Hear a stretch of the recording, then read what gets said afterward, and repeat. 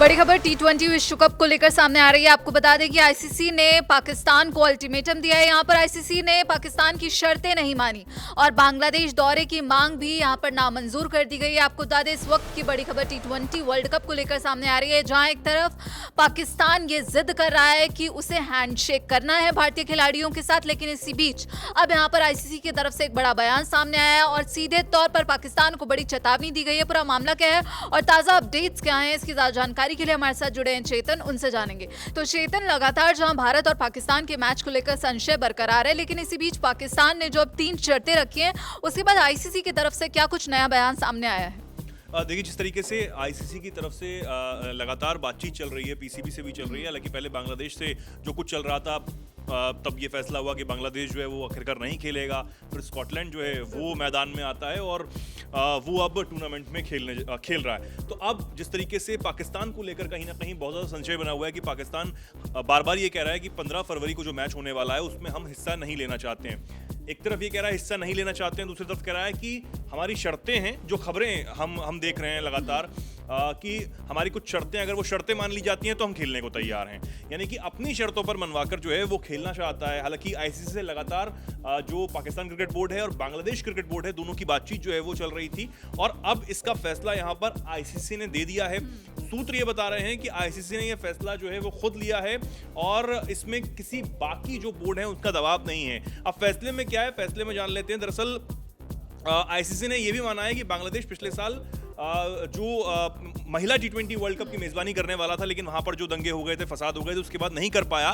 तो इस वजह से कहीं ना कहीं अब बांग्लादेश को बहुत ज्यादा जो प्रिविलेज है वो देने की बात यहां पर आईसीसी ने की है और कहा है कि कोई बड़ा टूर्नामेंट जो है उसकी मेजबानी देने पर हम विचार कर सकते हैं। इसी के साथ ये भी कहा गया है कि बांग्लादेश को जो रेवेन्यू इससे मिलने वाला था वो मिलता रहेगा, उस रेवेन्यू में कोई कटौती नहीं की जाएगी।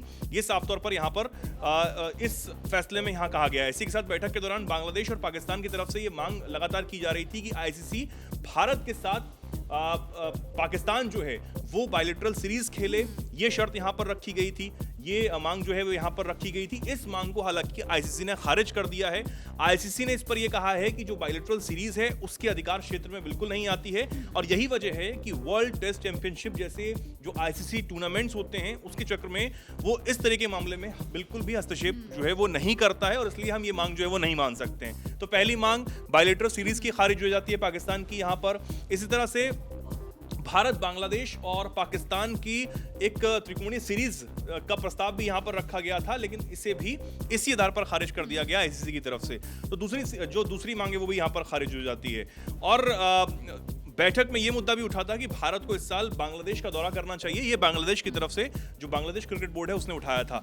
अब यहाँ पर आईसीसी का इसमें यह कहना था कि किसी भी देश को हम किसी बाकी जो दूसरे देश हैं उसमें जाने के लिए प्रेशराइज नहीं कर सकते हैं, बांध नहीं सकते हैं। ऐसे में ये उनके अधिकार क्षेत्र में नहीं आता है और हम ऐसा बिल्कुल भी नहीं कर सकते हैं, सोच नहीं सकते हैं। तो इसलिए ये मांग भी यहाँ पर खारिज होती हुई जो है वो नजर आती है और यह फैसला पूरी तरह जो है वो किसी भी देश के जो क्रिकेट बोर्ड होता है और सरकार होती है उन पर निर्भर करता है। इसलिए आईसीसी कुछ नहीं कर सकता।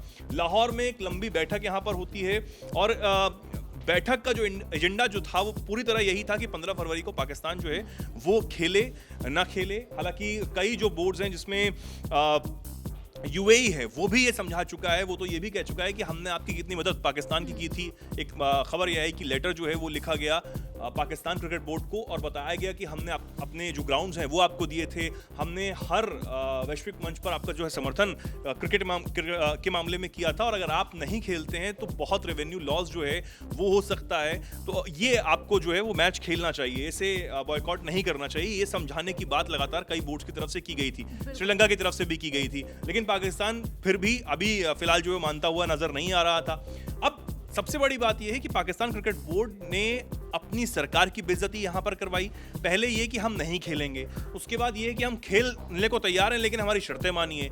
दूसरी तरफ पाकिस्तान के जो प्रधानमंत्री हैं शहबाज शरीफ, वो इतने बड़े कार्यक्रम में एक बयान देते हैं कि हम बांग्लादेश का समर्थन करेंगे, हम भारत के साथ नहीं खेलेंगे। तो अगर आप शर्तें रखते हैं और कोई भी शर्त अगर आपकी मान ली जाती है या फिर आप अपनी शर्तों से पीछे हटके खेलने को तैयार हो जाते हैं तो पाकिस्तानी जो अपने प्रधानमंत्री हैं उनकी आप बेइज्जती करवाएंगे। तो कुल मिलाकर जो पूरा सिनेरियो है वो यही बनता है कि आईसीसी ने तमाम जो मांगे हैं उनको खारिज कर दिया है।